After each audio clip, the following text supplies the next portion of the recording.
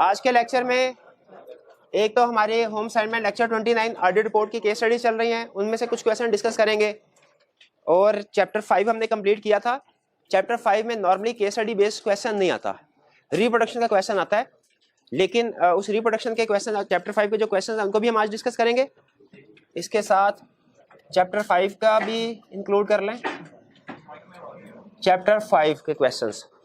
और नेक्स्ट हम स्टडी करेंगे आज के लेक्चर में चैप्टर 6 के कंसेप्ट्स, जो कि है authority for appointment and removal of statutory order. जी भाई साउंड देखिए आ रही है? ठीक है, ये बिल्कुल करीब करना, ये क्या मसला है इसका? बिल्कुल करीब करना पड़ता है। चेक यहाँ से भी फुल है, फुल्ली डेप्रिशिएट। जी साउंड भाई अब वो फिर नीचे हो जाता। क्या करूं, सिलवा लूं, सेफ्टी में लगा लूं। जी भाई साउंड देखिएगा क्लियर आ रही? जी तो सबसे पहले चैप्टर 5 के क्वेश्चन पहले डिस्कस कर लेते हैं। चैप्टर 5 सबसे पहले question number 1, Azim and company have been the auditors of Shahid Corporation. Azim and company have been the auditors of Shahid Corporation Limited, a listed company, for the past many years. You have been appointed as the audit engagement manager. पिछले कई सालों से audit कर रही थी firm, इस दफा हमें मैनेजर अपॉइंट कर दिया। Briefly explain the matter which you would consider while assessing the acceptance and continuance of client relationship. बताइए कौन से मैटर्स कंसीडर करेंगे। अच्छा, सम टाइम वर्ड बोल देता है मैटर्स और सम टाइम कहता है प्रोसीजर्स। अगर मैटर्स और नॉर्मली हम इन दोनों का मतलब एक जैसा ही लेते हैं कि मैटर्स कौन से कंसीडर करने हैं और प्रोसीजर्स क्या परफॉर्म करने हैं। ठीक है, नॉर्मली एक्सेप्टेंस स्टेज पे मैटर्स क्या कंसीडर करने हैं और प्रोसीजर क्या परफॉर्म करने हैं, इसका हम मतलब एक ही लेते हैं। कि वैसे फर्क है दोनों में। जो लर्निंग ऑब्जेक्टिव 1 में ऊपर वाला कंसेप्ट है, 3-4 पॉइंट्स, 3 पॉइंट्स ऊपर वाले और नीचे वाली लाइन, ये मैटर्स हैं और नीचे प्रोसीजर्स। अगर आपसे कम मार्क्स के साथ पूछे तो आप सिर्फ मैटर्स लिखते हैं, अगर ज्यादा मार्क्स के साथ पूछे तो मैटर्स के साथ जो ये प्रोसीजर्स है ये भी इंक्लूड कर सकते हैं। तो क्लियर हो गया मैटर्स कौन से लिखने हैं? क्लाइंट की इंटेग्रिटी, अपनी कॉम्पिटेंस और फिर कंप्लायंस विद एथिकल रिक्वायरमेंट्स। और फोर्थ आइटम जो नीचे उसने एंड में बताई है वो क्या है कि हमने वैल्यूएट करना है प्रीवियस एंगेजमेंट्स में अगर कोई सिग्निफिकेंट मैटर था उसको भी कंसीडर करना है। 1 में कोई प्रॉब्लम? जी, ऑडिट एंगेजमेंट मैनेजर क्या होता है? चले मैं एक्सप्लेन कर देता हूं। हमारी जो फर्म होती है ना उसका स्ट्रक्चर, आपको क्लाइंट का स्ट्रक्चर तो मैंने बता दिया ना एक चैप्टर में, ऊपर शेयर होल्डर, फिर डायरेक्टर्स, फिर उसके बाद जब 2 चाबी गवर्नेंस की टर्म समझाई थी। अभी ऑडिट फर्म का स्ट्रक्चर समझ लीजिए। उन्होंने क्वेश्चन पूछा है कि सर एंगेजमेंट मैनेजर क्या होता है, तो स्ट्रक्चर समझ। नॉर्मली जो एक एवरेज फर्म होती है सीए फर्म, उसमें एक से ज्यादा लोग होते हैं जो कि फर्म को चला रहे हैं। अगर एक ही बंदा हो उसे कहते हैं सोल प्रोप्राइटर, ओनर एक ही हो उसे कहते हैं सोल प्रोप्राइटर, और अगर एक से ज्यादा ओनर्स उसे कहते हैं पार्टनरशिप या फर्म। तो अगर फर्म, चूंकि फर्म ज्यादा कंप्रीहेंसिव है इसलिए फर्म को एग्जांपल के तौर पे आपके साथ समझा रहा हूं। जो भी एक सीए फर्म होगी ना जिसमें बहुत से पार्टनर्स हैं, उसमें बहुत से पार्टनर्स होंगे। A mister, for example mister A एक पार्टनर है, मिस्टर बी, मिस्टर सी। हर पार्टनर ने अपना अपना एरिया एलोकेट किया होता है, क्योंकि आपको पता है जो सीए फर्म है वो इंश्योरेंस एंगेजमेंट भी परफॉर्म करती है, नॉन इंश्योरेंस एंगेजमेंट भी परफॉर्म करती है।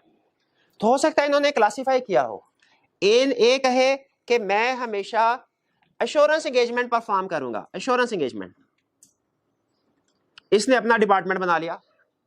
बी ने भी कहा मैं एश्योरेंस एंगेजमेंट परफॉर्म करूंगा, लेकिन इनकी आपस की सेटलमेंट ये हुई कि जो बैंक्स वगैरह हैं, जो डिफिकल्ट क्लाइंट है, फॉर एग्जांपल कॉम्प्लेक्स हैं, वो मिस्टर बी करेगा, और जो रेगुलर नेचर के क्लाइंट है वो है। इस तरह की कोई भी क्लासिफिकेशन हो सकती है कि कुछ सेक्टर का assurance services mister A provide करेगा, कुछ सेक्टर्स में assurance service mister B provide करेगा, और मिस्टर सी ने कहा कि मैं नॉन इंश्योरेंस सर्विसेज प्रोवाइड करूंगा, नॉन इंश्योरेंस सर्विसेज। ठीक है, अब याद रखिएगा एश्योरेंस सर्विस प्रोवाइड करने वाले के लिए चार्टर्ड अकाउंटेंट होना जरूरी है, लेकिन नॉन इंश्योरेंस सर्विस जो प्रोवाइड कर रहा है इस पर्सन के लिए चार्टर्ड अकाउंटेंट होना लाजमी नहीं है। ये हो सकता है आईटी का एक्सपर्ट हो। ठीक है, हो सकता है ये IT का एक्सपर्ट हो। अच्छा, अगर अब जो बंदा भी आएगा, जो क्लाइंट आया, फॉर एग्जाम्पल किसी कंपनी का CFO, CEO या शेयर होल्डर, उसने आके अप्रोच किया, फर्म का नाम है ABC and company chartered accountants, कुछ इस तरह का नाम इन्होंने रख दिया। अब A के पास आए क्लाइंट, इसके साथ निगोशिएशन हुई, A ने कहा ठीक है जी, मैं आपकी कंपनी का ऑडिट करूंगा, ठीक है, मैं आपकी कंपनी का ऑडिट, A ने। अब जो एग्रीमेंट होगा क्लाइंट के साथ, वो याद रखिए मिस्टर A इंडिविजुअल पार्टनर के नाम से होगा या फर्म के नाम से? फर्म के नाम से होगा, ये ज़हन में रखिएगा, क्योंकि बेसिकली जो लीगली ऑडिटर पॉइंट होता है ना, वो इंडिविजुअल पर्सन नहीं पॉइंट होता, फर्म पॉइंट होते हैं। तो हम कहेंगे इसका ऑडिटर मिस्टर A नहीं है, ABC and company chartered accountants firm है, तो ऑडिटर है फर्म। मिस्टर A को क्या कहते हैं? इसको कहते हैं engagement partner. Mister A engagement, याद रखिए एक एंगेजमेंट पार्टनर पे एक ही पार्टनर होता है, एक एंगेजमेंट पे एक ही पार्टनर होता है, एक से ज्यादा पार्टनर इसको डील नहीं कर रहे होते। मे भी मिस्टर ए कभी कभार मशवरा ले ले बी से, यार ये मसला आ गया, इस बताओ इसमें क्या करना चाहिए मुझे, लेकिन जो लीडर होगा एक एंगेजमेंट का, वो कौन होगा? एंगेजमेंट एक ही होगा, एंगेजमेंट पार्टनर। अच्छा गैस कीजिए, आज के लेक्चर का भी टॉपिक था, जब रिपोर्ट साइन होगी, साइन कौन करेगा? साइन फर्म के नाम से होंगे, और उसमें नेम एंगेजमेंट पार्टनर का लिखा होगा। हमने ISA में पढ़ा था ना, उसने हमें सारी ऑप्शंस दी थी, चाहे इंडिविजुअल का नाम लिख दे, चाहे फर्म, चाहे दोनों लिख दे, दोनों। लेकिन पाकिस्तान में प्रैक्टिस क्या है भला, कि अगर सोल प्रोप्राइटर है तो वो पर्सनल नेम से साइन कर लेगा, लेकिन अगर फर्म है तो फिर दोनों साइन नहीं होंगे, साइन फर्म के नाम से ही होंगे, नेम एंगेजमेंट पार्टनर आइडेंटिफिकेशन के लिए। ये बात समझ आ गई? अच्छा, अब ये पार्टनर आपके ख्याल में सारे काम खुद करता होगा? खुद प्रोसीजर, खुद स्टॉक अकाउंट के लिए जाता होगा, क्लाइंट के एग्रीमेंट्स किए हैं उसकी फोटोकॉपी खुद करवाता होगा, बैंक स्टेटमेंट में पेमेंट रेस करनी है खुद करता? नहीं, इसकी टीम होती है। उस टीम में नॉर्मली एक होता है सीनियर मैनेजर, एक असिस्टेंट मैनेजर होता है। ये वो लोग हैं जो या तो चार्टर्ड अकाउंटेंट होंगे या इनके आर्टिकल्स कंप्लीट हो चुके होते हैं। फिर इसके बाद टीम होती है जिसमें ट्रेनी स्टूडेंट्स होते हैं, आर्टिकल आप जब कैफ क्वालिफाई करके स्टार्ट करेंगे, इसमें 3 तरह की कैटेगरी नॉर्मली बनाई जाती है, सीनियर, सेमी सीनियर, आधा सीनियर, ये सीनियर पूरा, सेमी सीनियर और जूनियर, जूनियर क्वार्टर सीनियर नहीं, जूनियर। समटाइम इनको ऑडिट असिस्टेंट के नाम से भी बुलाया जाता है, असिस्टेंट, ठीक है, नहीं फोटोकॉपियर नहीं। ये टीम क्लियर हो गई। अगर एवरेज लेवल का क्लाइंट हो तो ये टीम, छोटा क्लाइंट हो तो समटाइम सिर्फ पार्टनर और साथ कोई एक आधा टीम मेंबर, छोटा क्लाइंट हो बिल्कुल, ठीक है। एक ऐसी भी एंगेजमेंट मैंने परफॉर्म की जिसमें मैंने प्रोसीजर परफॉर्म किए, मैनेजर को, सीनियर मैनेजर को थोड़ा सा रिव्यू करा, उसके बाद डायरेक्ट पार्टनर ने साइन करके खत्म कहानी। लेकिन एक ऐसी एंगेजमेंट भी थी जिसमें एंगेजमेंट पार्टनर एक ही था, सीनियर मैनेजर 3 थे, असिस्टेंट मैनेजर 7-8, और जो टीम थी ये कोई 60-70 लोगों की टीम थी। लिस्टेड कंपनी, बड़ी लिस्टेड कंपनी हो ना, तो उसमें तो बता रहा हूं स्ट्रक्चर, ये स्ट्रक्चर है टिपिकल। लेकिन आप किसी जगह ऑडिट करने के लिए जाएंगे तो इनमें मेंबर्स की तादाद कम या ज्यादा हो सकती है, रोल ये होते हैं। नॉर्मली जो एंगेजमेंट लेटर साइन किया जाता है और जो रिपोर्ट साइन की वो पार्टनर करते हैं। फिर जो प्लानिंग करनी होती है वो सीनियर मैनेजर और असिस्टेंट मैनेजर मिलकर प्लानिंग करते हैं, और जो उस प्लानिंग के मुताबिक प्रोसीजर परफॉर्म करने होते हैं वो ये लोग करते हैं। तो यहाँ पे एंगेजमेंट मैनेजर से क्या मुराद है? ये मैनेजर, ठीक है। अब उसने आपको कह दिया कि भाई आप एक्सेप्टेंस एंड कंटिन्यूअस बताओ मैटर क्या कंसीडर करोगे। ये मैनेजर सारी रिसर्च करके ना क्लाइंट के बारे में कंपिटेंस, फिर पार्टनर के सामने रिपोर्ट बना के ले जाता है, सर ये क्लाइंट आया, इसका कंपिटेंस, हमारी कंपिटेंस, इसकी integrity, compliance with code of, सारी चीजें, ये मसले मसाइल है, ये चीजें गुड है। फाइनल डिसीजन पार्टनर करेगा, हमने इस क्लाइंट को एक्सेप्ट करना है कि नहीं करना। क्लियर हो गया जी? एंगेजमेंट मैनेजर की टर्म समझ आ गई? ठीक है, ये नॉर्मली ये चार्टर्ड अकाउंटेंट होता है। अच्छा, मैनेजर के लिए चार्टर्ड अकाउंटेंट होना लाजमी नहीं है, नॉर्मली होता है, लाजमी नहीं है।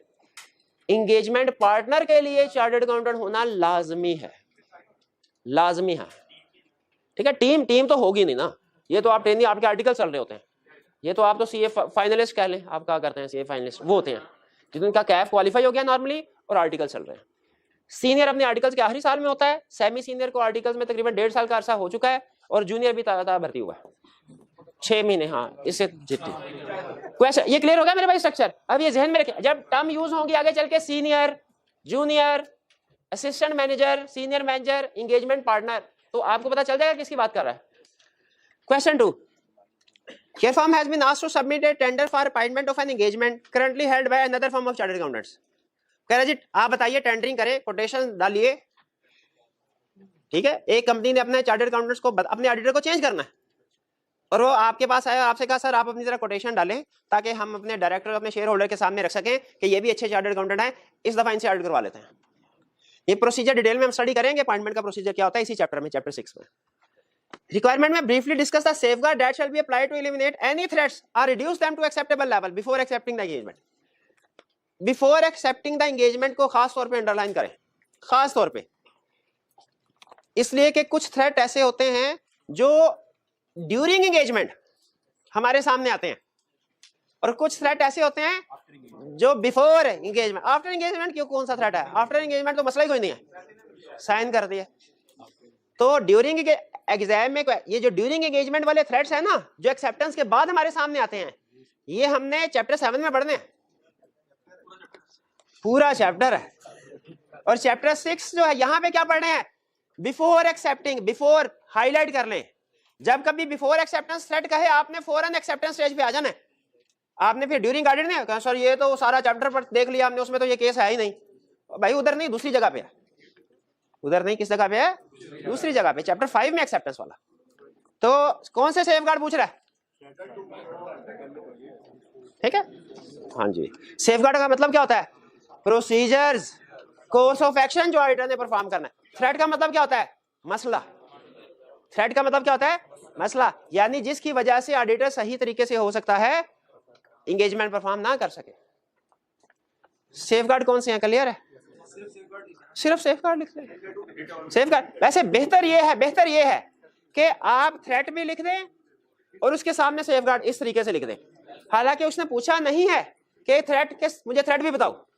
क्वेश्चन की रिक्वायरमेंट देखें, क्या उसने थ्रेट पूछा है? मजाल क्वेश्चन पढ़ा हो इसने, तेरे सामने क्वेश्चन है ही नहीं भाई, करने क्या है आप? अच्छा चलो ठीक है, पढ़ ले उधर। क्वेश्चन पढ़ के मुझे बताइए, उसने सिर्फ सेफगार्ड पूछे हैं, सिर्फ थ्रेट पूछा है कि दोनों पूछे हैं? तो सिर्फ सेफगार्ड भी लिख देंगे, ठीक है। लेकिन अगर हेडिंग बना के ऊपर थ्रेट, इस थ्रेट का ये सेफगार्ड है, तो ये ज्यादा अच्छा है। लेकिन अगर आप सिर्फ, भाई को मौका दीजिए थोड़ी देर के लिए,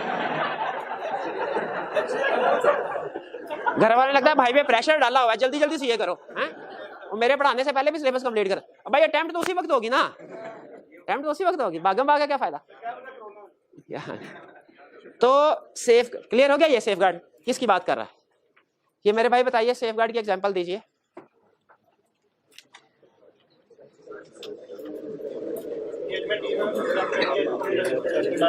सफिशिएंटली एक्सपीरियंस एंगेजमेंट टीम को सेंड करेंगे। अच्छा, और एथिकल रिक्वायरमेंट्स कंप्लाई कर रही हो, टाइम फ्रेम रियलिस्टिक एग्री करना है, शाबाश, ठीक है। इसमें कोई प्रॉब्लम इस क्वेश्चन 2 में? Question 3, what is the purpose of professional etiquette letter? ये एटिकेट लेटर किसको कह रहा है? प्रोफेशनल क्लियरेंस लेटर, जिसे हमने एनओसी लेटर का भी नाम दिया था। हालांकि ये एनओसी लेटर या एटिकेट लेटर स्टैंडर्ड की टर्म नहीं है, लेकिन उसने यूज कर ली तो हमें पता होना चाहिए। पर्पस क्या होता है?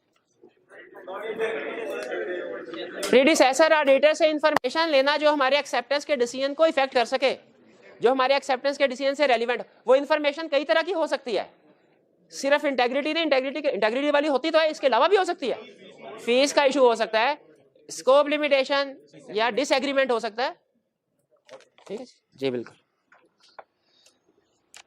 क्वेश्चन 3 क्लियर है? 3 में प्रॉब्लम तो नहीं कोई? 4, your firm has received a request for information from B, a firm of auditor, in respect of its prospective external audit firm A Limited. A is currently audited by your firm, but after discovering that A's manufacturing process includes unethical labor practices, हो सकता है वो child labor करवा रहे हो, in its overseas supply chain your firm decided not to seek reappointment. State the action that your firm should take with respect to the request for information from B. सबसे पहली चीज, हमें B से request मिली, वो हमसे client के बारे में कुछ इंफॉर्मेशन मांग रहा है। इस तरह के क्वेश्चन में सबसे अहम चीज ये डिसाइड करना होता है कि हम कौन है, हम प्रीडिसेसर ऑडिटर है, इनकमिंग है कि आउटगोइंग है। हम आउटगोइंग ऑडिटर, इनकमिंग ने हमें लेटर भेजा, हमें क्या करना चाहिए? Step number 1 permission. अच्छा, अब यहां से क्वेश्चन दो हिस्सों में जाएगा। अगर परमिशन दे दी तो क्या करना है? तो फैक्ट सारे बता देने हैं, और अगर परमिशन नहीं दी तो फिर हम लेटर जवाब अब भी देंगे। अब क्या बताएंगे? परमिशन नहीं मिली, शाबाश। क्या आगे दूसरी फर्म ने जो प्रोसीजर परफॉर्म करने हैं वो लिखने हैं? उसने मांगी नहीं, उसने सिर्फ हमसे पूछा है कि आप क्या करेंगे। अगर रिक्वायरमेंट बी भी होती उसमें कहता कि अज्यूम कीजिए कि क्लाइंट ने इजाजत नहीं दी और आपके पास लेटर पहुंच गया, अब आप क्या करेंगे, तो फिर हम उसके पॉइंट ऑफ व्यू से भी बताते हैं। लेकिन चूंकि क्वेश्चन में सिर्फ उसने आउटगोइंग ऑडिटर का रिस्पांस मांगा है तो हम सिर्फ वही रिस्पांस देंगे। क्लियर हो गया ये? और क्यों? जी जी जी जी बिल्कुल। इफ वाली बात उसने क्वेश्चन में बताई है क्या कहीं? हाँ जी बिल्कुल। तो हम नहीं, हम आउटगोइंग ऑडिटर है। हमने फिर इनकमिंग को ये बताना है कि सर हम आपको कोई इंफॉर्मेशन नहीं दे सकते क्योंकि हमें क्लाइंट ने मना कर दिया। फिर आउटगोइंग जो इनकमिंग ऑडिटर है ना, ये आउटगोइंग ऑडिटर ने बता दिया। इनकमिंग ऑडिटर का आगे रिस्पांस ये होगा कि वो कहेगा ये तो स्कोप लिमिटेशन है, मैं इस क्लाइंट को एक्सेप्ट नहीं करूंगा। ये इनकमिंग का कोर्स ऑफ एक्शन होगा। हमने इसको सोल्यूशन में नहीं लिखना। क्यों नहीं लिखना? उसने सिर्फ आउटगोइंग का रिस्पांस पूछा है, हम आउटगोइंग। जी जी बिल्कुल बिल्कुल। 3 पॉइंट्स होंगे ना, पहले में हम परमिशन की बात करेंगे, दूसरे में इफ परमिटेड तो क्या करना है, तीसरे में इफ नॉट परमिटेड तो क्या करना है। क्लियर जी? चलिए, ये चैप्टर के क्वेश्चंस भी डन। अब चलते हैं 7 चैप्टर। अच्छा, ये ध्यान में रखिएगा, मैं इंटेंशनली प्रैक्टिस को ना ओवर द लेक्चर स्प्रेड किया हुआ, ये मैंने पहले बताया था कि ताकि डेली बेसिस पे हमारी कोई ना कोई केस स्टडी डिस्कस होती रहे, कंसेप्ट्स ताजा रहें रिपोर्ट के। वरना अगर 2 दिन लगा के सारे 2 लेक्चर लगा के सारे केस स्टडी डिस्कस करते वो भी ऑप्शन है, लेकिन वो आप एक ही वक्त में अब्सॉर्ब नहीं कर पाएंगे और फिर आपकी डेली प्रैक्टिस भी नहीं हो पाएगी। नेक्स्ट क्वेश्चन 3 तक हमने कर लिया था। अब क्वेश्चन 4। क्वेश्चन 4 सबसे पहले requirement, advise the concern partners are manager with respect to the above matters. हमने इस मैटर्स के हवाले से एडवाइस करना है पार्टनर या मैनेजर को, यानी अपने कमेंट्स देने हैं। क्या रिक्वायरमेंट से पता चल रहा है कौन से चैप्टर का क्वेश्चन है? रिक्वायरमेंट से पता चल रहा है रिपोर्ट का क्वेश्चन है? नहीं पता चल रहा, ठीक है, तो हमें इंफॉर्मेशन से पता चलेगा। फिर you are a partner in a firm of chartered accountants. समझ आ रही है? पार्टनर की पोजीशन पे हमें बढ़ा दिया उसने सबसे ऊपर। Annual audits of various clients are at finalization stage, and since this is the first time that ISA related to key audit matter is to be applied, several issues have been referred to you for guidance. These include, question में उसने जब specifically की audit matter का word use कर लिया ना, इसको हमने अंडरलाइन कर लिया, हमें पता चल गया हमने जो आंसर देना है वो की ऑडिट मैटर के कंटेक्स्ट में देना। ए, an adverse report is being issued in the case of Munir Limited. The draft report also contains certain matter as key audit matter. तो ये तो गलत है ना? एडवर्स ओपिनियन दे रहे हो तो की ऑडिट मैटर तो नहीं दे सकते? दे सकते हैं, डिस्क्लेमर में नहीं दे सकते थे। शाबाश। तो यहाँ पे देखिए, याद रखिए, डिस्क्लेमर में वो कहता है कि जी की ऑडिट मैटर सेक्शन इंक्लूड ना करें, लेकिन एडवर्स ओपिनियन हो तो की ऑडिट मैटर इंक्लूड किया जा सकता है। हाँ, एक चीज का ध्यान रखना। आप मुझे ये बताइए, किस चीज का ध्यान रखना है?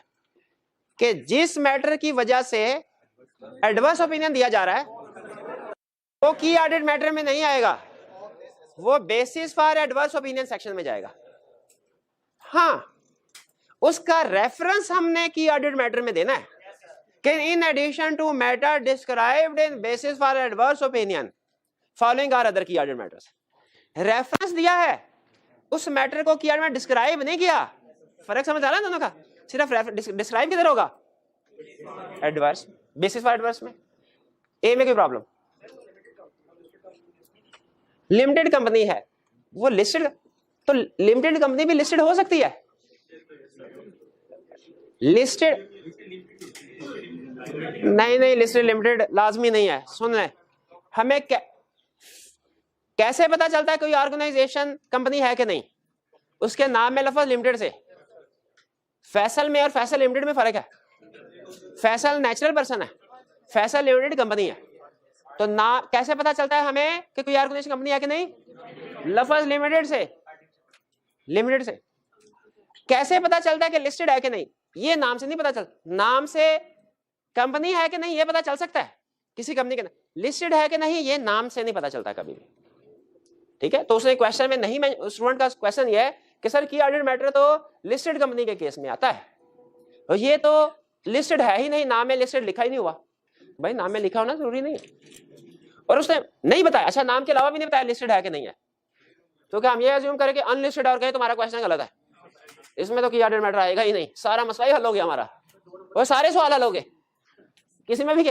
ये असम्पशन लेनी चाहिए कि वो असम्पशन जिससे क्वेश्चन आगे सॉल्व हो रहा हो, सवाल खत्म हो रहा हो, जिससे वो असम्पशन नहीं लेनी, जिससे क्वेश्चन सॉल्व हो रहा है वो असम्पशन ले, लिस्टेड है।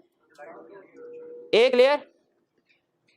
B, a qualified report has been drafted by the audit manager of Nadir Limited as the company has failed to make adequate provision of contingencies. provision नहीं बनाई, मिस स्टेटमेंट थी, effect material था, उसने qualified opinion दे दिया। The details of qualification are mentioned in the key audit matter section. क्या करना है? Detail जो है वो basis for qualified opinion section में जानी चाहिए। हाँ, रेफरेंस की ऑडिट मैटर में आ जाएगा, क्योंकि बाय रेफरेंस क्यों की ऑडिट मैटर में आता है?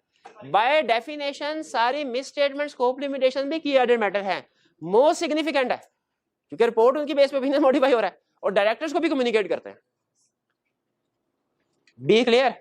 सी, the key audit matter section of audit report of Zia Limited encloses details of key audit matters of only the current period. However, the opinion has been expressed on current as well as prior year. अच्छा, ये concept हमारे syllabus में नहीं है कि क्या एक auditor एक ही 2 सालों का ऑडिट कर सकता है, लेकिन इसका जवाब है यस कर सकता है। कब कर सकता है वो हमारे सिलेबस में नहीं, कर सकता है। आप एक ऑडिटर को कह सकते हैं यार इस साल के साथ साथ पिछले साल का भी ऑडिट करो, उस सूरत में की ऑडिट मैटर रिपोर्ट में जो आएगा वो किस साल को सामने रखे डिसाइड। उसने क्या किया? उसने भी करंट का की ऑडिट मैटर डाला, कह रहा है आपने जो ओपिनियन दिया ना, ओपिनियन वो दोनों सालों पे दिया है, लेकिन की ऑडिट मैटर सिर्फ करंट पीरियड का दिया। की ऑडिट मैटर की डेफिनेशन कितने स्टूडेंट्स को याद है? की ऑडिट मैटर की डेफिनेशन कितने स्टूडेंट्स का हाथ उठाइए, जरा हाथ उठाइए अपने। अब आप सारे अपने इर्द गिर्द देख लें, आपको खुद पता चल जाएगा स्टूडेंट्स क्यों फेल होते हैं। अपने इर्द गिर्द देख लें भाई, अगर याद किया है ना तो ऐसे हाथ उठाएं, ऐसे कॉन्फिडेंस के साथ, फखर के। ये फखर की बात, शर्मिंदगी की बात नहीं है। शर्मिंदगी तो की बात तो उनके लिए है जिन्होंने डेफिनेशन याद ही नहीं की, जिन्होंने चैप्टर याद ही नहीं किया। तो कितने स्टूडेंट्स ने याद किया? ये देखिए 1 2 3 4 5 6 7 7 याद की थी, अचानक से निकल गई है। उसको बांध के रखा करें, इतनी जल्दी ना निकलने दिया करें, उसकी आदतें ठीक नहीं है। निकल गए भाई, क्लियर हो गया? ये क्लियर हो गया 3। आगे चले भाई, आगे क्वेश्चन 5। हाँ, क्या हमने ऑडिट रिपोर्ट का फॉर्मेट पढ़ा? उसके ऊपर याद है 3 दिन लगाए थे, उसका एक एक पैराग्राफ हमने पहले पढ़ा कि इसमें क्या आता है, गायबाना तारुफ करवाया पहले आपका एक एक एलिमेंट के साथ, फिर आपको उससे मुलाकात भी करवाई, ऑडिट रिपोर्ट आपका पढ़ा। किस लिए? क्या इसलिए कि वो हमसे ड्राफ्टिंग करवा सकता है? ड्राफ्टिंग कुछ एलिमेंट्स की करवा सकता है, ओपिनियन की करवा सकता है, बेसिस ऑफ ओपिनियन की करवा सकता है, MCs of matter, other matter, की ऑडिट मैटर, ड्राफ्ट। अच्छा, रूटीन नेचर के पैराग्राफ को नहीं छेड़ता, मैनेजमेंट रिस्पांसिबिलिटी के ऊपर क्वेश्चन नहीं पूछा, ऑडिट रिस्पांसिबिलिटी के ऊपर क्वेश्चन नहीं पूछता, रूटीन नेचर के ऊपर। लेकिन जो अहम वाले ना, अहम वाले एलिमेंट्स, उनके ऊपर क्वेश्चन पूछ सकता है। अहम वाले एलिमेंट से क्या मुराद है? Opinion section, basis for opinion section, MCs of other matter. क्या इन पे जो क्वेश्चन पूछेगा वो 2 तरह के हो सकते हैं। एक आपसे कहेगा ये सिचुएशन है, जरा मुझे ड्राफ्ट तो कर दो एमसीज ऑफ मैटर, ड्राफ्ट तो कर दो एमसीज ऑफ मैटर। एक क्वेश्चन ये है, एक इस तरह। दूसरा स्टाइल क्या है टेस्टिंग का? कहेगा ना ना ना ना तुम ड्राफ्ट ना करो, ड्राफ्ट मैं करता हूं, हाँ गलतियां निकाल लो तुम उसमें से। अच्छा बताइए कितने स्टूडेंट्स को पहले वाला क्वेश्चन आसान लगता है कि हमसे कहे कि जी एमसीज मैटर तुम खुद ड्राफ्ट करो, गोइंग कंसर्न का पैरा खुद ड्राफ्ट करो, की ऑडिट मैटर खुद ड्राफ्ट। कितने स्टूडेंट को ये आसान लगता है? हाथ। मैं वैसे जजमेंट के लिए पूछ रहा हूं, अगर मगर छोड़े, अगर रटा लगाया तो ये किसको, और किसको ये वाला इजी लगता है कि पैराग्राफ हमें खुद दे दे और गलतियां हम आइडेंटिफाई कर रहे हैं इसमें, ठीक है। अच्छा, इसमें एक चीज मैंने आपको बताई हुई है, एक एक 2 लफ्ज के पीछे नहीं पड़ना। कंसेप्चुअल कोई प्रॉब्लम हुई ना वो एरर होगी, जो वैसे एंड ऑफ आगे पीछे हो गया वो गलती नहीं होगी, ये एक एग्जामिनर कमेंट्स में उसने कहा हुआ है कि स्टूडेंट ने इतना पक्का रटा लगाया होता है, एंड ऑफ भी आगे पीछे हो जाए वो भी कहते हैं ये गलत है, कहता है ना। हाँ कभी कभार कोई एक आधा लफ्ज ऐसा होता है जो आगे पीछे होने से मसला हो जाता है। ऑन नहीं, रिपोर्ट में बात कर रहा हूँ, रिपोर्ट पेपर की नहीं बात, वो पेपर में ऑन और डू का फर्क तो बताया हुआ है। Assurance, maximum assurance, reasonable assurance, हालांकि एक लफ्ज का फर्क है लेकिन इससे यूजर मिसअंडरस्टैंड हो सकता है। हाँ जी, मोस्ट ऑल मिसस्टेटमेंट। चलिए स्टार्ट करते हैं। ये तो हमें दे दिया जी, एम्फेसिस ऑफ मैटर पैराग्राफ है, ये हेडिंग है। हेडिंग आपको पता है आती है ना, रिपोर्ट में हर पैराग्राफ के स्टार्ट में हेडिंग आती है कि नहीं आती? If we draw attention to the fact that company has accumulated losses of rupees 115 million, पिछले साल 85 मिलियन था, पिछले साल भी लॉस है, इस साल भी लॉस है, बढ़ रहा है। And certain payments against long-term loans were overdue, कुछ पेमेंट्स भी ओवरड्यू हो गए, लॉसेस भी हैं, default in payments, going concern की तरफ, बिल्कुल। As at the report, as at 30 September 2012, its total liability exceeded total assets। तीन कंडीशन है थी ना, ये तो तबाह हो गई। अच्छा ये उसने फैक्टर्स मैटर डिस्कस किए हैं, फिर इसके बाद ये भी बता रहा है these conditions indicate existence of material uncertainty that may cause significant doubt to company's ability to continue as going concern। अच्छा ये तो आपको याद है, मैटर्स भी बताते हैं और ये भी कि इसकी वजह से गोइंग कंसर्न का इशू है। सिर्फ मैटर बता दें, गोइंग कंसर्न वाली बात, अनसर्टेनिटी वाली बात ना करें, सिर्फ ये कहते कंपनी को मसला है, डेट्स पे नहीं कर पा रही, लायबिलिटी ज्यादा है, एसेट्स कम है। हाँ तो मैटर भी डिस्क्लोज हो और उस मैटर की वजह से अनसर्टेनिटी इशू आ रहा है, ये भी। कोई नजर आ रहा है गलती आपको? एक मिनट, वन बाय वन। जी मेरा भाई आप बताइए इसमें क्या गलती है, इसमें क्या गलती? मेरा भाई देख नहीं रहा था, आप क्या क्वेश्चन ढूंढ रहे थे? क्वेश्चन ढूंढ रहे थे, अभी तक आपका क्वेश्चन ही नहीं मिला आधा। अच्छा मुझसे एक सवाल पूछे, सर स्टूडेंट आर्टिकल पेपर में फेल क्यों होते हैं? पास क्यों होते हैं ये नहीं पूछना, फेल क्यों होते हैं आपने ये पूछना। जी क्या गलती है? एम्फेसिस ऑफ मैटर के नीचे गोइंग कंसर्न का इशू डाल, तो गोइंग कंसर्न का इशू कोई अलग पैराग्राफ में आता क्या? उसकी हेडिंग क्या होती है? शाबाश, पहली गलती हो गई। दूसरी गलती आप बताएं मेरे भाई मुझे, क्या कोई और गलती नजर आ रही है? एक मिनट है, जिससे पूछ रहा हूं वही बताएं, और गलती नजर आ रही है? इस पैराग्राफ आपने मटेरियल अनसर्टेनिटी का पैराग्राफ घर जाके पढ़ा हुआ है? उससे पूछ रहा हूं, आपसे थोड़ी पूछ रहा हूं। पढ़ा है आपने घर जाके बात? तो बताइए इसमें कोई ऐसी चीज है जो आपको लग रही हो कि गलत ड्राफ्ट हुआ है? गोइंग कंसर्न का पैरा सुना सकते हैं? मैंने आपको एक एक एग्जांपल करवाई तो हुई है ना क्लास में, और ये भी कहा एक एक एग्जांपल याद करनी है, एक एमसीक्यू मैटर की, एक अदर मैटर की, एक की ऑडिट मैटर की, एक एक एग्जांपल, और एक गोइंग कंसर्न अनसर्टेनिटी की। लिख के पढ़ाई थी कि ज़बानी कलाम में पढ़ाए थे? एक एक लफ्ज पढ़ाया था कि कहा था सामने लिखी हुई है पढ़ लो? तो क्यों याद करना था भाई? याद ही तो कम से कम 2-3 दफा पढ़ा भी होता ना, आपको गलतियां पता चल जाती। ये भाई मुझे शर्मिंदा करेगा अब। जी मेरे भाई शाबाश, रेफरेंस नहीं है किसका? नोट्स अकाउंट्स का रेफरेंस नहीं है, शाबाश। और भाई आप कॉर्नर वाले भाई मुझे बताएं, 2 गलतियां होगी, एक इन्होंने कहा हेडिंग नहीं है, उन्होंने कहा रेफरेंस नहीं है, तीसरी गलती आप बता दें। हाँ, our opinion is not modified in respect of this matter। अच्छा एक मिनट, अरे क्या इसका ये मतलब है कि हमने अनमोडिफाइड ओपिनियन दिया हुआ ऊपर? क्यों? आप कह तो रहे हैं opinion is not modified in respect of this matter, कह रहे हैं इस मैटर की वजह से ओपिनियन मॉडिफाइड नहीं है, किसी और मैटर की वजह से हो सकता है ना हो, कम से कम इसकी वजह से ओपिनियन मॉडिफाइड नहीं है। क्यों? क्योंकि अगर इसकी वजह से ओपिनियन मॉडिफाई हो रहा होता तो मॉडिफाइड ओपिनियन में जाता, इधर थोड़ी जाता। मैं क्लियर? आगे चलें। 6 required में correct comment on implication of the above matter on auditor's report and financial statements of IIR। एक रिक्वायरमेंट के 2 रिपोर्ट के एज ऑडिटर हमने रिपोर्ट के अंदर रहना है कि बाहर वाली भी चीजें बतानी है? क्या रिपोर्ट के बाहर वाली चीजें बतानी है? क्या प्रोसीजर कोर्स ऑफ एक्शन बताना है? क्या रिस्क के ऊपर इफेक्ट क्या आएगा बताना है? क्या डायरेक्टर्स को कम्युनिकेशन, मैनेजमेंट को कम्युनिकेशन बतानी है? नहीं बतानी। रिक्वायरमेंट में सिर्फ रिपोर्ट कह रहा है, रिक्वायरमेंट में कह रहा है मुझे सिर्फ मैटर ऑन रिपोर्ट बताओ इफेक्ट, लेकिन रिक्वायरमेंट एक नहीं दो है, रिपोर्ट में भी इफेक्ट बताना, फाइनेंशियल स्टेटमेंट में इफेक्ट बताना। अब अगेन कंसेप्चुअल प्रॉब्लम, उसे पहले फाइनेंशियल स्टेटमेंट लिखना चाहिए था, बाद में रिपोर्ट, क्योंकि फाइनेंशियल स्टेटमेंट में क्या किया गया है इससे पहले इसकी बेस पर डिसाइड होता है रिपोर्ट में क्या करना है हमने।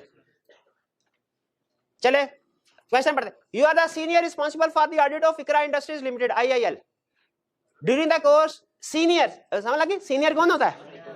आर्टिकल्स के आखिरी साल में। During the course of the audit, you became aware that a legal action has been instituted against IIL. Against, pending against है, तो इसका मतलब है इसमें आउटफ्लो वाला रूल लगेगा कि इनफ्लो वाला? आउटफ्लो वाला। Against IIL by some of its customers on account of dispute related to performance of its products. Case को बता रहा है खोल के किस चीज का मसला है। In response to, अच्छा एक्सेप्ट, तो हम यहाँ पे क्या करते हैं? अच्छा कोई भी लीगल केस हो उसका सबसे अहम एविडेंस क्या होता है भला? लॉयर क्या कहता है? लॉयर क्या कह रहा है? अगर लॉयर कहे केस जीत जाएंगे तो फिर डिस्क्लोज करना है, अगर लॉयर कहे केस हार जाएंगे, केस हारने का मतलब क्या है? आउटफ्लो प्रोबेबल, जीतने का मतलब नॉट प्रोबेबल।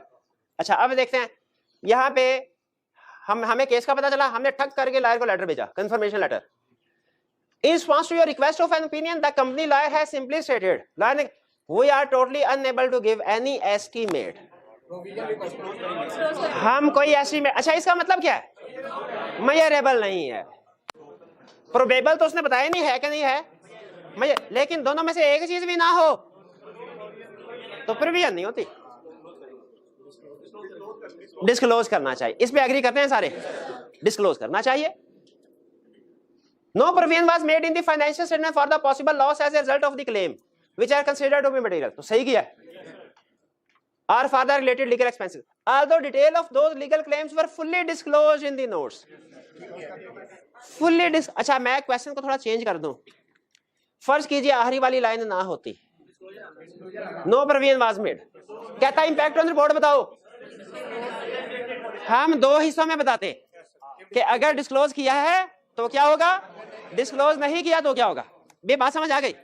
लेकिन चूंकि क्वेश्चन में उसने क्लियरली बता दिया कि डिस्क्लोज किया हुआ है, इसलिए हम डिस्क्लोज नहीं किया हुआ वो कंसेप्ट सॉल्यूशन में डिस्कस नहीं करेंगे, क्योंकि क्वेश्चन में उसने क्लियरली जो इंफॉर्मेशन क्वेश्चन में गिवन हो उसकी असम्पशन नहीं लेते। उसने कहा कि जी फुली डिस्क्लोज, हमने कहा ठीक है। अब बताइए इंपैक्ट ऑन फाइनेंशियल स्टेटमेंट क्या होना चाहिए? इस नहीं, हम कहेंगे इसको एडिक्वेटली डिस्क्लोज होना चाहिए। हाँ ओके ठीक है, इंपैक्ट ऑन इतने बताएंगे, इतना ही बताएंगे, कोई प्रोविजन नहीं आएगी। पर इंपैक्ट ऑफ फाइनेंशियल स्टेटमेंट क्या है? No provision required, only disclosure required which is given. Impact on report क्या? Auditor shall include emphasis of matter paragraph. क्या सिर्फ इतना लिख दूं कि उस emphasis of matter paragraph में जो 3 पॉइंट्स आने हैं वो भी लिखूं?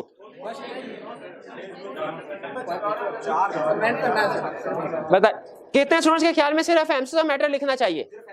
कितने स्टूडेंट्स के ख्याल में उसके साथ 3 मैटर जो आते हैं वो भी मेंशन करने चाहिए?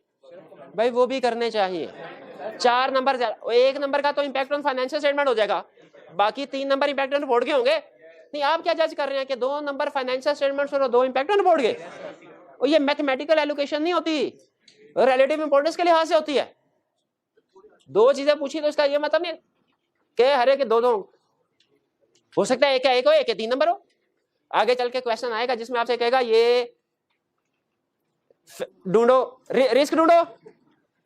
जैसे एक क्वेश्चन आपने किया ना, ये क्लाइंट की इंफॉर्मेशन है, इसमें गोइंग कंसर्न के मसले ढूंढो, अगला सवाल किया ना, उसी तरह एक क्वेश्चन आएगा, ये क्लाइंट की इंफॉर्मेशन, इसमें से रिस्क ढूंढो। उसमें होंगे 8 रिस्क, फॉर एग्जांपल मार्क्स हैं 8 ही, आप कहेंगे सर एक का 1 नंबर। कुछ रिस्क ऐसे होते हैं जो इजी होते हैं, उनका आधा नंबर है। कुछ रिस्क ऐसे होते हैं जो निस्बतन थोड़े से मुश्किल है, उनका 1.5 नंबर भी हो, 2 नंबर भी हो सकते हैं, 2 नंबर भी हो सकते हैं। ठीक है, कहेगा पिछले साल की निस्बत इस एक रिस्क क्या है, पिछले साल की निस्बत इस साल एडवर्टाइजिंग एक्सपेंस आधे हैं, इसका भी रिस्क है। क्या लगता है कंप्लीट रिकॉर्ड नहीं किए, कुछ एक्सपेंसेस रह गए, एक ही रिस्क है। एक रिस्क क्या है, पिछले साल की निस्बत इस साल सेल्स कम है, इसमें क्या रिस्क है? इम्पेयर, इसमें इन्वेंट्री, ऑब्सोलीट इन्वेंट्री का रिस्क है, इम्पेयरमेंट का रिस्क है, और अगर इंटेंजिबल एसेट्स है उनकी भी इम्पेयरमेंट। अब मुझे बताए एक में एक लाइन है, एक में 3 लाइन है दोनों रिस्क, दोनों के नंबर बराबर होंगे क्या? नहीं। तो याद रखें marks some time general rule चलते हैं, लेकिन कुछ मैटर्स में हो सकता है मार्क्स किसी एक चीज के कम और दूसरे के ज्यादा हो। तो इंपैक्ट ऑन रिपोर्ट में यहां पे आपको वो 3 पॉइंट्स भी बताने चाहिए कि हम एम्फेसिस मैटर पैराग्राफ में बताएंगे, एम्फसाइज करेंगे इस लीगल केस को, नोट्स अकाउंट्स का रेफरेंस देंगे, राइट पे लिखेंगे। भाई बात समझ आई ना? ये वो चीजें जो आप समझ रहे होते हैं, मैंने क्वेश्चंस अब आप खुद बताएं। अगर ये मैं आपको ना बताता, ये कहीं पे किताब में कंसेप्ट तो नहीं लिखा हुआ, लेकिन अगर मैं ना, आप एग्जाम में क्या करते हैं, सिर्फ एम्फेसिस मैटर लिख के आ जाते हैं, इजी मार्क्स थे। हालांकि आपको ये भी पता था 3 पॉइंट आते नहीं आते थे, लेकिन नहीं पता, जब तक केस को डिस्कस ना करे, क्वेश्चन को क्लास में नहीं पता चलता कि क्या लिखना है, कितना लिखना है। अब अगर मैं आपको वो बेसिस फॉर क्वालिफाइड वाली लाइन याद ना करवाई होती कि जब कभी मिस स्टेटमेंट स्कोप लिमिटेशन है, ये भी लिखना है, it shall explain nature of miss scope limitation, तो आप सिर्फ क्वालिफाइड ओपिनियन लिख के आ जाते और कहते सर पेपर बेहतरीन हुआ है। और इसी तरह के आधा नंबर शायद डिडक्ट कर लेता, ज्यादा आधा, लेकिन इसी तरह 8-10 वालों में आधा नंबर छोटे छोटे डिडक्ट होके इंडिविजुअली इमटेरियल एग्रीगेट होके मटेरियल बन सकता था। भाई समझ आई बात की? तो मुझे बताइए, अगर मिस स्टेटमेंट है उसका इफेक्ट इमटेरियल है, materiality level 5 lakh, miss statement है 2 लाख की, ऑडिटर क्या ओपिनियन एक्सप्रेस करेगा? और कोई नहीं बोलेगा, अनमॉडिफाइड। अच्छा वो भाई ने आगे अनमॉडिफाइड के आगे ओपिनियन लगाने की भी जिम्मत गवाराने के, अनमॉडिफाइड क्या ओपिनियन, ये ले। हालांकि 3-4 दफा मैंने कलब के कहा हुआ, भाई नंबर नहीं देगा पूरे, आपका कंसेप्ट ठीक है, बहुत से स्टूडेंट ऐसे होते हैं हर पेपर में, कंसेप्ट ठीक होता है पास नहीं होते, किस वजह से? ये मसले होते हैं, प्रेजेंटेशन की गलतियां, रिक्वायरमेंट, उसकी एग्जामिनर की रिक्वायरमेंट को डिकोड इंटरप्रेट करना होता है। ये या तो एक तरीका ये है कि आप पास पेपर का हर क्वेश्चन, हर सोल्यूशन पढ़े खुद से, जैसे सोल्यूशन आपको पता चले, एग्जामिनर कमेंट्स पढ़े, आपको पता चले कि मार्किंग स्कीम पढ़े, पता चले एग्जामिनर जब एक लाइन सिंपली पूछता है ना क्वेश्चन में, तो उसकी रिक्वायरमेंट क्या होती है कि क्या क्या चीज लिखनी चाहिए, किस चीज के कितने नंबर होते हैं। या तो सारे पास पेपर, उनके सारे question, solution, examiner comments, marking scheme खुद पढ़े, या जो किसी ने पढ़ा है और वो आपको बता देता है, भाई वो याद ही रख लिया करें। तो याद रखेंगे आइंदा, पक्की बात? ये क्लियर जी क्वेश्चन? जी आउटफ्लो वाले, अगर आउटफ्लो पॉसिबल एंड प्रोबेबल है तो प्रोविजन रिकॉर्ड करेंगे, अगर नहीं है तो डिस्क्लोज करेंगे। अगर outflow possible and outflow probable and measurable है, प्रोविजन रिकॉर्ड करेंगे। अकाउंटिंग उसके अंदर घुसी होगी, मुझे उससे कोई लेना देना नहीं है, मुझे सिर्फ इसी से लेना देना है ऑडिट में कौन सा कंसेप्ट कितना टेस्ट करता है। मैं तो ऑडिट के स्कोप के मुताबिक बनाऊंगा ना, IAS 37 पूरा थोड़ी आपको समझाऊंगा, IAS 10 सारा थोड़ी समझाऊंगा, मैं तो सिर्फ ये देखूंगा मेरे ऑडिट में क्या क्या चीज टेस्ट करता है और कर सकता है, और वही बताऊंगा। हमारे लिए याद रखे एग्जाम्पल ज्यादा अहम होती हैं, उनकी लॉजिक अहम नहीं है। वरना अगर मैं अकाउंटिंग पढ़ा रहा होता, फर्ज कीजिए, तो मैं ये भी बता रहा होता bankruptcy of debtor adjusting event क्यों है, इसकी रीजन क्या है, फायर नॉन एडजस्टिंग इवेंट क्यों, इसकी रीजन क्या है। लेकिन मैंने आपको कोई रीजनिंग नहीं बताई, सिर्फ रट्टा लगवाया, क्योंकि मुझे पता है कि ऑडिट की केस स्टडी सॉल्व करने के लिए क्या इंफॉर्मेशन जरूरी है, वही बताऊंगा।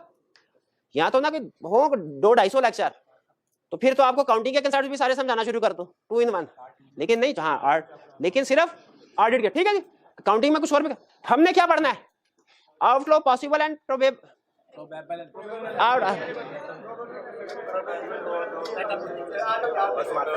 याद नहीं कर गया, मुझे बचपन की एक बात याद आ गई, एक दोस्त के साथ बिलियर्ड खेलने का शौक था मुझे, मैं देखा मेरा दोस्त बड़ा अच्छा प्लेयर था, वो शर्त लगा के खेला करता था, मैंने कहा यार मुझे भी सिखाओ, कहता है आओ सीखते हैं। तो हमारे इशरा में ना एक क्लब, मुझे आज भी नाम है उसका पता नहीं, बॉस क्लब नाम होता था उसका, उधर गया तो वो फ्रेम मैंने तोड़ा, जैसे ही मैंने तोड़ा ना, दुकानदार आ गया, उसने स्टिक मेरे हाथ से ले ली, उसने कहा जाए आपको नहीं खेलने देना। मैंने कहा क्यों? कहता भाई जिस तरीके से आपने फ्रेम तोड़ा है ना, गेम खत्म होते शाम हो जाएगी, मैंने कहीं और से जाके सीखे हैं। तो बाजुकात ऐसा होता है क्योंकि इस तरह का प्लेयर हो ना, मेरे जैसा अच्छा प्लेयर है ना, उसके साथ खेलने से इनकार कर देता है। क्यों? वो कहता भाई तुम्हारी इतनी गंदी गेम है, मैं तुम्हारे साथ खेलूंगा, मेरी अपनी गेम खराब हो जाएगी। तो आपको पढ़ा के ना मेरे अपने कंसर्ट खराब हो गए।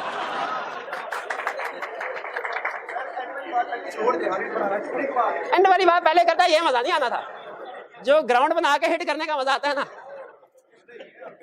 तो आउटफ्लो प्रोबेबल एंड मेजरेबल हो तो प्रोविजन रिकॉर्ड करनी है, और अगर प्रोबेबल या मेजरेबल ना हो, क्लियर।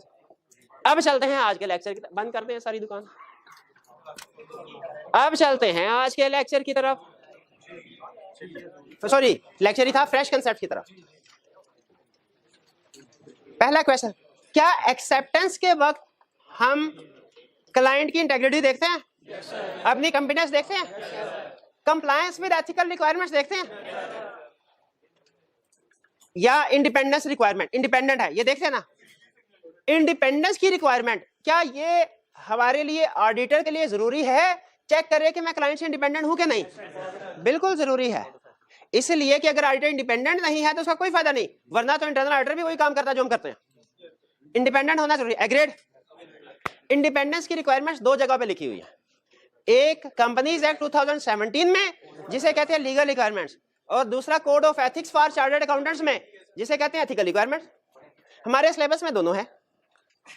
इस चैप्टर 6 में हम पढ़ेंगे लीगल रिक्वायरमेंट्स, उनको प्रायोरिटी देते हैं ना, पहले है, और चैप्टर 7 में पढ़ेंगे एथिकल रिक्वायरमेंट्स, आज लीगल रिक्वायरमेंट्स।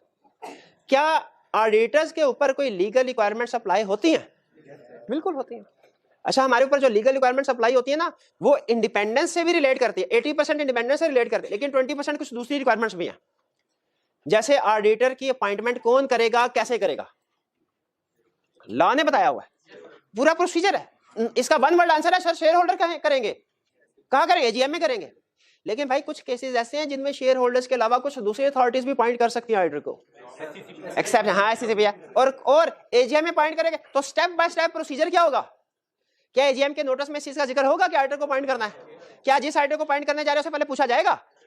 क्या वो अपनी कंसेंट देगा? ये सारी चीजें, ये डिटेल प्रोसीजर है, ये हमने स्टडी करना है। आज के लेक्चर में हम लीगल रिक्वायरमेंट स्टार्ट करने जा रहे हैं। ये तकरीबन 3 या 4 लेक्चर्स का होगा, ठीक है। हाँ चैप्टर, अगर केस स्टडी टका के करें तो 5 लेक्चर हो जाएंगे, हल्की आंच पे करें तो ये 4 लेक्चर में कंप्लीट हो जाएगा। हाँ जी, अब सुनिए, अब हमने क्या करना है, आज हमने क्या सीखने जा रहे हैं लीगल रिक्वायरमेंट्स में। लीगल रिक्वायरमेंट्स एक तो बताया चैप्टर ये लीगल रिक्वायरमेंट्स का है। आज के लेक्चर में हम क्या सीखेंगे? Authority for appointment and removal of statutory auditor. Statutory auditor को, जो हम है एक्सटर्नल ऑडिटर हैं, इनको अपॉइंट और रिमूव करने की अथॉरिटी किसके पास है? क्या है? अथॉरिटी किसके पास? अगर मैं इसको चेंज कर दूं ना लफ्ज को, कंसेप्ट बदल जाएगा। अथॉरिटी की जगह मैं लिख दूं प्रोसीजर, तो दूसरा कंसेप्ट हो जाएगा। Procedure for appointment and removal of statutory, ये और कंसेप्ट है कि स्टेप बाय स्टेप बताओ क्या होगा। अथॉरिटी का मतलब क्या है? कौन अपॉइंट करेगा? स्टार्ट करें जी। ये अच्छा, ये चूंकि लॉ का भी कंसेप्ट है और ऑडिट का भी कंसेप्ट है, कॉमन है। पहले ये दोनों जगह पढ़ाया जाता था, लॉ में भी और ऑडिट में भी। अब उसने सिर्फ उसने डुप्लीकेशन की क्या जरूरत है, लॉ से उड़ा दिया, ऑडिट में डाल दिया। तो शायद कुछ स्टूडेंट ऐसे हों जिन्होंने लॉ में पढ़ा हो, ठीक है, लेकिन फिर भी आप रिफ्रेश करने के लिए इसको पढ़। कितने स्टूडेंट लॉ में पढ़ा हुआ है? अच्छा चला, अब नहीं, अब नहीं, हाँ ठीक है, ये 2-3 टाइम पहले निकल गया था। चले, इसका मतलब है जिन स्टूडेंट ने हाथ उठाया ये कम से कम 3 टाइम्स पुराने हैं। आगे चल, अपॉइंटमेंट ऑफ ऑडिटर सुन ले भाई, सुन ले, देखो। अच्छा, लेकिन याद रखें इसकी वहां पे एप्लीकेशन इसकी लॉ के पॉइंट ऑफ व्यू से होती थी, यहाँ पे एप्लीकेशन नॉलेज सेम है, एप्लीकेशन डिफरेंट है। इसी तरह कोड ऑफ एथिक्स आप FR2 में भी पढ़ते हैं। आप कहेंगे सर ये तो हमने पढ़ा हुआ है, उस दिन तो मैं छुट्टियां करूंगा। हालांकि बेसिक कंसेप्ट सेम है, उसकी केस स्टडी डिफरेंट है। केस स्टडी मिला के देख लें आप, काउंटिंग के कंसेप्ट की बेस पे ऑडिट की केस स्टडी सॉल्व करने की कोशिश करें, समझ नहीं आएगी। क्यों? काउंटिंग की कोड ऑफ एथिक्स की केस स्टडी में आपको बनाता है क्लाइंट, CFO है, आप CEO हैं, आप डायरेक्टर हैं, बताइए क्या करेंगे। और ऑडिट की केस स्टडी में क्या बनाएगा आप? ऑडिटर। दोनों का एप्लीकेशन ही बिल्कुल जमीन आसमान का फर्क है, हालांकि बेसिक रूल सिमिलर है एप्लीकेशन का। तो याद रखिए, अगर आपने ऑलरेडी पढ़ा भी हुआ है तो एप्लीकेशन इसकी डिफरेंट होगी ऑडिट में। ये नहीं सोचना पहले पढ़ा हुआ है छुट्टी कर लेता हूं, पहले पढ़ा हुआ है इसको डबल स्पीड पे देख लेता हूं, नहीं ऐसे नहीं करना। क्योंकि आपको पता है कि हम कंसेप्ट डिस्कस करने के साथ साथ केस स्टडी के एग्जांपल भी डिस्कस कर रहे होते हैं। अपॉइंटमेंट ऑफ ऑडिटर की अपॉइंटमेंट कौन करेगा? डिपेंड करता है ऑडिटर कौन सा है, फर्स्ट ऑडिटर है कि सब्सिक्वेंट ऑडिटर है कि कैजुअल वैकेंसी है। फर्स्ट ऑडिटर कौन होता है? कंपनी की जिंदगी का पहला ऑडिटर, जब कंपनी इनकॉर्पोरेट हुई उसके बाद। सब्सिक्वेंट ऑडिटर कौन सा होता है? पहले के अलावा दूसरा भी हो सकता है, चौथा भी, 20वां भी, 50वां भी, 100वां भी। पहले के अलावा जो भी ऑडिटर होंगे कौन होंगे? सब। कैजुअल वैकेंसी क्या होती है?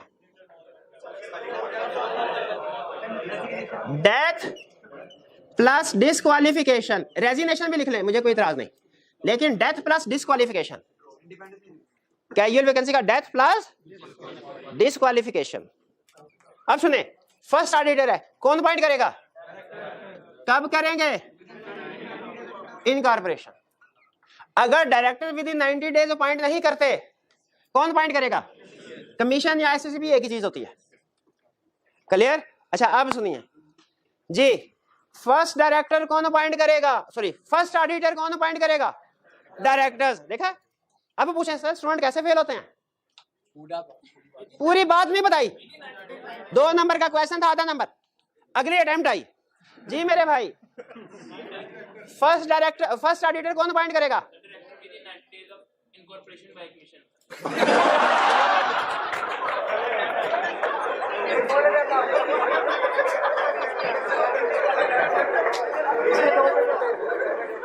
यानी ऑडिटर को करेगा डायरेक्टर और डायरेक्टर को करेंगे कमीशन।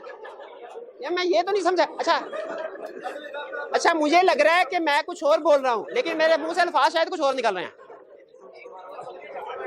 अगली टाइम अब भाई अब मुझे आना पड़ेगा। First auditor shall be appointed bye directors within 90 days of incorporation. आगे लिखना है, if directors do not appoint auditors within 90 days, then appointment will be made by commission, then commission। अच्छा आप मुझे बताएं, 120 दिन गुजर गए, डायरेक्टर को याद आया ऑडिटर को अपॉइंट नहीं किया, अब कर सकते हैं? अब अथॉरिटी किसके पास है? विद इन 90 डेज तक कर सकते हैं, उसके बाद में। क्लियर? सब्सिक्वेंट ऑडिटर कौन अपॉइंट करेगा? मेंबर्स। कहां? अगर मेंबर्स एजीएम में अपॉइंट ना करें फिर कमीशन करेगा। जी भाई अब बताइए, who shall appoint subsequent auditor? Members.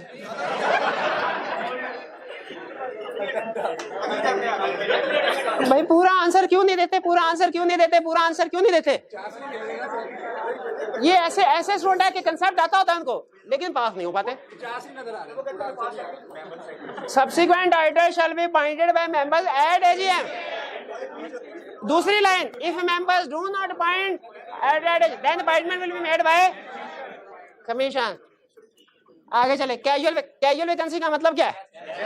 Death और क्वेश्चन में जहां कहीं डेथ डिस्क्वालिफिकेशन आ जाए समझ जाए कैजुअल वैकेंसी है। कैजुअल वैकेंसी किसकी डेथ? ऑडिटर की डेथ। ऑडिटर की डेथ, उसकी पुप्पी की डेथ थोड़ी, तो उसमें थोड़ी कैजुअल वैकेंसी राइज होगी। अच्छा हाँ, ये अच्छा क्वेश्चन है, किसकी डेथ? अगर सोल प्रोप्राइटर है तो उसकी डेथ से कैजुअल वैकेंसी होगी? अगर, हाँ बता रहा हूं, पूछ नहीं रहा। अगर पार्टनरशिप में से किसी एक पार्टनर की डेथ हो जाती है वो कैजुअल, क्यों बोला? क्योंकि वो एंगेजमेंट पार्टनर थोड़ी पॉइंट हुआ था, उसकी जगह वो तो फर्म हुई थी। फर्म तो अपनी जगह, फर्म थोड़ी मरी है, फर्म तो अपनी जगह पे खड़ी है। तो कोई और, तो पार्टनरशिप, पार्टनर की डेथ पे कैजुअल वैकेंसी नहीं है, इंडिविजुअल की डेथ पे है।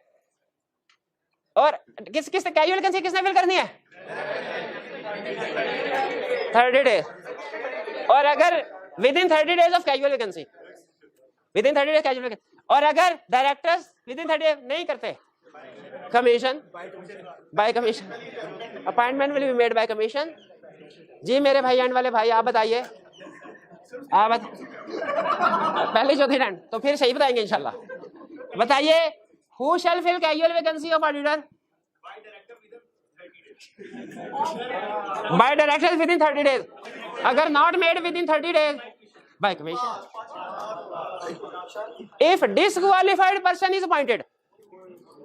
अब देखें, असल में ना क्वालिफिकेशन डिस्क्वालिफाइड क्राइटेरिया हमने पढ़ना है, लेकिन एक आपको बता देता हूं कि चार्टर्ड अकाउंटेंट होना जरूरी है, सीए होना।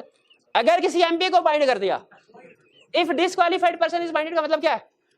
अगर एमबीए चार्ट अपॉइंट कर, अपॉइंटमेंट क्या होगी? और इस सूरत में अब कौन अपॉइंटमेंट करेगा? कमीशन कहता है भाई तुम लोगों को पता ही नहीं कि ये क्वालिफाइड ही नहीं है, तुम्हें क्वालिफिकेशन क्राइटेरिया ही नहीं आता। हम कहेंगे उस दिन तो हम छुट्टी पे थे, जिस दिन सर ने पढ़ाया क्वालिफिकेशन उस दिन तो हाँ हमें तो पता ही नहीं कि ये चार्टर्ड अकाउंटेंट को ऑडिट करना चाहिए।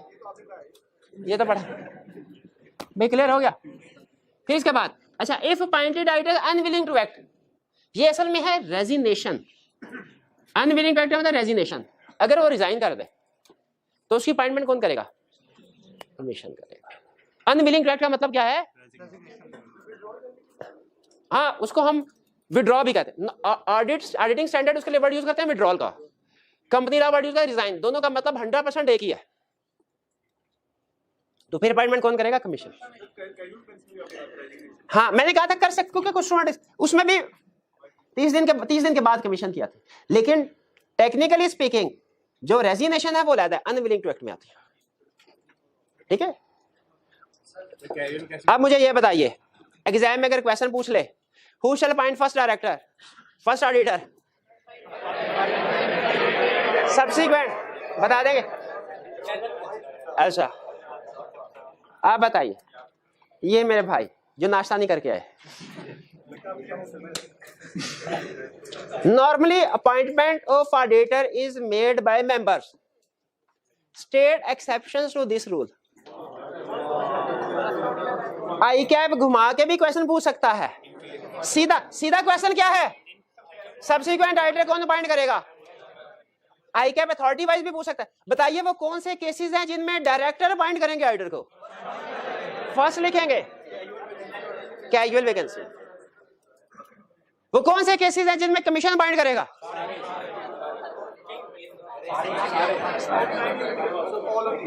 तो आपने अच्छा, इस सूरत में क्या करेंगे? इन ऑल केसेस नहीं लिखेंगे, पहली लाइन लिखेंगे, if first auditor is not appointed by directors within 90 days. बस क्योंकि हेडिंग हमने ये दी है, in following cases appointment of auditors made by commission. पहले नहीं पड़ेगा। फिर सब्सिक्वेंट ऑडिटर के केस में क्या? दूसरी लाइन क्या आएगी? If members don't appoint auditor at AGM. If casual, तीसरा line, if casual cases not appointed. अब की बार ये दूसरी लाइन नहीं लिखनी, क्योंकि अब उसके क्वेश्चन की रिक्वायरमेंट कुछ हो रहा है, वो सिर्फ अथॉरिटी वाइज पूछ रहा है। तो क्वेश्चन आपको ऑडिटर वाइज भी पूछ सकता है और घुमा के अथॉरिटी वाइज भी पूछ सकता है। दोनों के लिए तैयार है? क्या ऑडिटर को रिमूव किया जा सकता है? रिमूवल दो तरह, एक एजीएम में होती है, इसको ये रेगुलर रिमूवल है। हर ऑडिटर का टेन्योर होता है एक डेट ऑफ अपॉइंटमेंट से लेके एजीएम तक। ऑडिटर का टेन्योर क्या होता है? टेन्योर मतलब कितने अरसे के लिए वो ऑडिटर अपॉइंट हुआ है, एजीएम से लेके till the conclusion of next AGM तक। From date of appointment till the conclusion of next AGM पे आप चाहें तो इसी ऑडिटर को रिअपॉइंट कर सकते हैं, चाहे तो किसी दूसरे ऑडिटर को अपॉइंट कर सकते हैं। ये तो है एजीएम। क्या मिड टर्म रिमूवल हो सकती है, यानी एजीएम आने से पहले? यस, वो स्पेशल लेसन, ऑडिटर को टेन्योर खत्म होने से पहले भी रिमूव किया जा सकता है, लेकिन कौन करेगा? मेंबर, डायरेक्टर्स नहीं। ये ना डायरेक्टर ने कोई इंफॉर्मेशन नहीं दी, हमने कहा तुम्हारी शिकायत लगाएंगे, डायरेक्टर कहे हम तुम्हें रिमूव करवा देंगे। मेंबर्स कर सकते हैं, डायरेक्टर नहीं। और कैसे करेंगे? अब लॉ में पढ़ा होगा स्पेशल 3/4 मेजोरिटी वाली। अच्छा, अब इस चूंकि समटाइम ऐसा होता है कि मेंबर्स भी डायरेक्टर के साथ मिलकर ऑडिटर को कह सकते हैं कि तुम ये 2 नंबर रिपोर्ट को साइन कर दो। अगर ऑडिटर के मैंने नहीं करना, मेंबर्स उसको रिमूव कर सकते हैं। अब अगर रिमूव करने की अथॉरिटी तो दे दी लॉ ने, अगर इसकी जगह पे दूसरा ऑडिटर अपॉइंट करने की अथॉरिटी भी मेंबर के पास होती ना, तो वो ओपिनियन शॉपिंग करते। ओपिनियन शॉपिंग का मतलब है बाजार जाते और आवाज लगाते, जो ऑडिटर 2 नंबर रिपोर्ट पे साइन करने के लिए तैयार है बताए, हम उसको अपॉइंट कर देते हैं। इसीलिए इस सिचुएशन में इस गलत प्रैक्टिस से बचने के लिए लॉ ने कहा मेंबर्स अगर चाहें एग्जिस्टिंग डायरेक्टर को एजीएम से पहले रिमूव कर सकते हैं, ऑडिटर को रिमूव कर सकते, लेकिन इसकी जगह पे दूसरे ऑडिटर को अपॉइंट नहीं कर सकते। दूसरा ऑडिटर अपॉइंट करेंगे डायरेक्टर्स, लेकिन डायरेक्टर्स भी तो वही काम कर सकते हैं। उसने कहा डायरेक्टर्स करेंगे with prior approval of commission, यानी डायरेक्टर्स पहले कमीशन को लिखते हैं, सर इस ऑडिटर को अपॉइंट करने जा रहे हैं, आपकी मर्जी है। अगर ऐसी भी कोई शक हो ना कि डायरेक्टर ऑडिटर इनके साथ मिला हुआ है, कहता है इसको नहीं, किसी और ऑडिटर को अपॉइंट करे। Integrity doubt. क्लियर हुई है बात? रिमूवल 2 तरह से होती है, एक एजीएम पे, एक मिड टर्म। क्लियर? टेन्योर क्या है? फ्रॉम द, अच्छा ये किसी ने अगर लिखा टेन्योर 1 साल है, गलत होगा। टेन्योर है from date of appointment in conclusion of, इसमें सारे केसेस आ जाते हैं, सारे केसेस आ जाते हैं। सम टाइम एजीएम आपको पता है, आपने देखा एक्सटेंड हो जाती है, तो इसीलिए उसने 1 साल नहीं कहा। अगर एक्सटेंड हो जाए तो वो ऑडिटर कंटिन्यू करेगा। और चूंकि कैजुअल वैकेंसी भी हो सकती है, तो इसलिए उसने एक एजीएम से दूसरी एजीएम नहीं कहा, बल्कि डेट ऑफ अपॉइंटमेंट से। साइन कौन करेगा ये बता दिया मैंने आपको, डायरेक्टर करेगा। अच्छा लाग ठीक है। ऑडिटर इंडिविजुअल सोल प्रोप्राइटर है तो इंडिविजुअल सोल प्रोप्राइटर साइन करेगा। पार्टनरशिप फर्म है तो पार्टनर फर्म में। रिम्यूनरेशन पैसे कौन देगा, पैसे कौन डिसाइड करेगा, सॉरी हम नहीं डिसाइड करेंगे, ये म्यूचुअल एग्रीमेंट। और दूसरी तरफ से कौन जो अपॉइंट कर रहा होता है, remuneration shall be decided by appointing authority. Appointing authority यानी अगर मेंबर अपॉइंट कर रहे हैं, अगर डायरेक्टर बोर्ड अपॉइंट कर रहा है, अगर कमीशन अपॉइंट कर रहा है, जो भी अपॉइंट कर रहा है वो रिम्यूनरेशन भी वो उसी के साथ हम एग्री करेंगे। ये नहीं कि अपॉइंटमेंट बोर्ड ने की, रिम्यूनरेशन कमीशन के साथ एग्री कर रहे हैं, ये नहीं, इसी के पास अथॉरिटी है, इसी के साथ।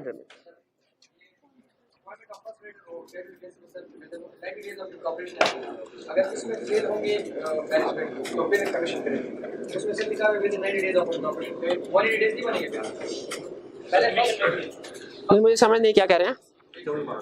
बस 90 डेज में मैनेजमेंट ऑपरेशन के बाद करेगी, ऑडिटर अपॉइंट, वो 90 डेज लैप्स होने के बाद कमीशन के पास आ जाएगा। उन्होंने लिखा है कि with 90 days of incorporation, commission को भी वही 90 डेज की है, वो 180 डेज नहीं है ये सर।